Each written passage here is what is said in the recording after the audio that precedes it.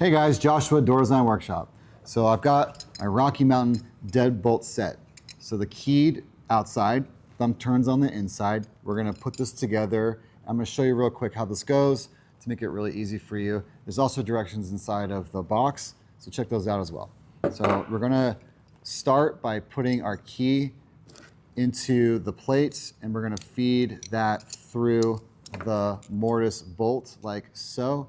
And you'll notice that as you look at this, there's a top and a bottom. We need to orientate this in the right way because it's not gonna go together correctly if you put this in the wrong way. So put this in the door and don't screw it into the door face yet.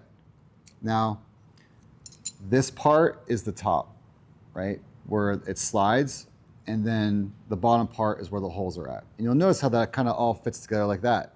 The reason why those holes are there is because we're gonna actually take this plate with the little buttons sticking out. Those are gonna press into the face of the door on purpose, and that prevents the harbor from sliding around. You're gonna put that through the face of the door. And then what I want you to do next is notice this little hub that holds the tailpiece. When you put this together, you're not gonna fit to the edge of the door because this needs to be trimmed. So what we're gonna do is we're going to allow ourselves to put everything together, then mark with a Sharpie where to trim this tailpiece. And don't trim too much off. I'd rather you not trim enough off and then go back a little bit more than to cut too much off, call us, and then we gotta order you a new keyed cylinder, which we can totally do if you do make that mistake.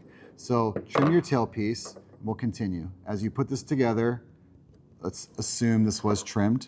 The next step is to put your machine screws through the face of your thumb turn. I'm gonna move this out of the way. We're gonna go through the plate and into that female side of the keyed part,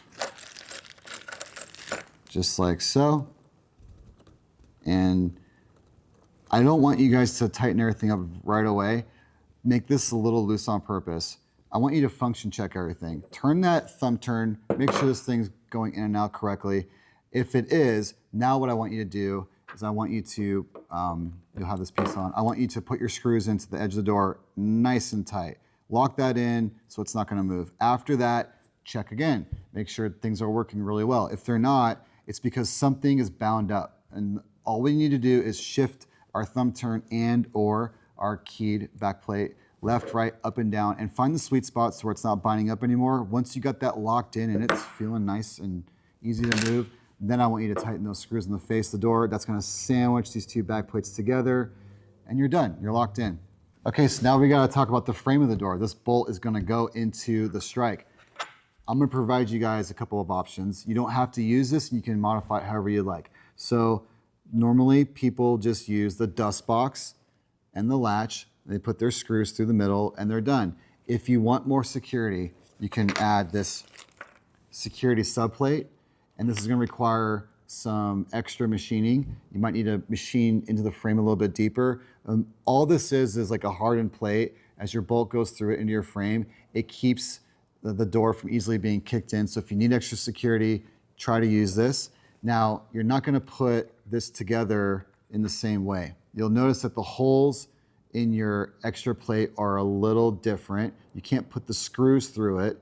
The screws go on the outsides, these two holes right here. Let me explain what that is. You're gonna go in your package and you're gonna see a really big screw, okay? That's gonna go through here and into the framing of your house, okay? To do this correctly, guys, get a drill with an index drill and pre-drill for this screw so you don't split your frame, and you're gonna have a much better success of not splitting the wood behind it. And so you'll use that, and then the smaller screws are for that smaller hole, like so. Okay, after the plate is screwed in, you're gonna put your strike plate on top of that, and you're gonna see these really small screws in this bag. They're machine screws, and you're gonna put those little tiny machine screws through the strike plate, and those are gonna machine into that tapped thread right there. And now you got a really robust strike that is a lot more secure than just using this. I hope that helps.